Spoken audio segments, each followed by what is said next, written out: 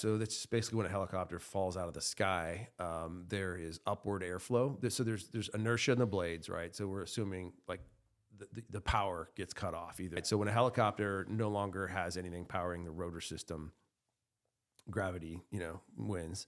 So it starts pulling your little helicopter down towards the earth. So your rotors are going to continue. Your main rotor, right, is going to continue with inertia, and then upward airflow as you fall down. There's going to be an upward airflow that kind of pushes that rotor as well. K meaning the RPMs are going to start coming down. So you got to slam your collective. And what does down. that do? See, the collective is named that for a reason. It collectively puts pitch at the same rate in and out of the blades, however many are on your main rotor system. So you dump that to the floor and basically take all the angle of attack out of it. So it's a rotary wing, so it's a wing spinning around. So just like it's aerodynamics is all the same. It's chord angle gets higher. That disc is gonna be lifting more, and if you flatten it down and slam that collective, those blades kind of basically all flatten out, and so you're no longer producing lift. You're accepting the fact that you're a glider now, and you let it fall down, and you're coming down around 2,000 feet per second, typically ish, give or take. So you're falling towards the ground pretty quickly, and you dump all the pitch out of the blades, in this case two.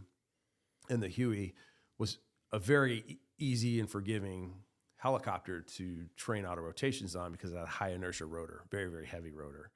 So the way that translates is you kind of get in an auto rotative state, maybe I think we were about 90 knots, right? So about cruise flight. You kind of have these things thrown on you in cruise flight. So you fly around the pattern, you get set up, and then you just dump, simulated engine failure. You dump it, start falling out of the sky. The air's falling up, pushing up through the rotor. It's spinning around, and then you get down and you kind of flare, and then level it off and let it come down and settle. And then you just cushion it with whatever collective you have left. Because as you pull in that collective, it's going to provide lift, but then you're going to piss off rotor RPM. So it's just a really tricky thing to do. There's a lot of timing involved, but you get it. The first time one gets demoed to you, you think you're all going to die. It's not. It's very, very, very unsettling. And then you're doing them, and once you're at the controls, it's like anything. It's not quite as unsettling because you get a vote, but as a passenger, dude, auto's no fun.